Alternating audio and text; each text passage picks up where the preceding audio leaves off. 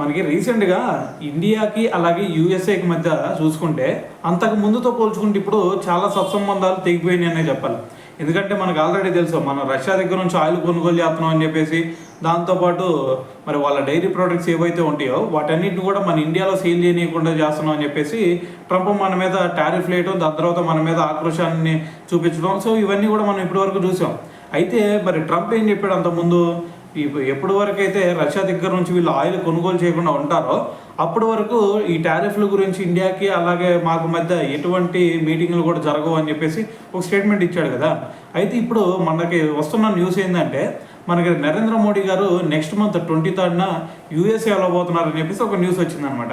అయితే యూఎస్ఏ వెళ్ళి అక్కడ ఈ ట్రంప్తో మీటింగ్ కూడా ఉందని చెప్పేసి, సో ఆ మీటింగ్లో ఈ టారిఫ్లు అదేవిధంగా ఈ ట్రేడ్ ఏదైతే ఉందో సో ఈ రెండింటి గురించి కూడా మాట్లాడే ఛాన్స్ ఉందని చెప్పేసి ఒక న్యూస్ వచ్చిందనమాట.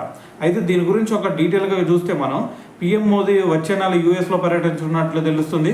న్యూయార్క్లో యునైటెడ్ నేషన్స్ జనరల్ అసెంబ్లీ అంటే యుఎన్జిఏ సమ్మిట్లో భాగంగా సెప్టెంబర్ 23rd నుంచి జరిగే హై లెవెల్ మీటింగ్లో పీఎం పాల్గొంటారని చెప్పేసి సమాచారం. ఆ సమయంలో యూఎస్ ప్రెసిడెంట్ ట్రంప్ని కలిసి ట్రేడ్ డీల్ అలాగే టారిఫ్పై చర్చించే అవకాశం ఉంది.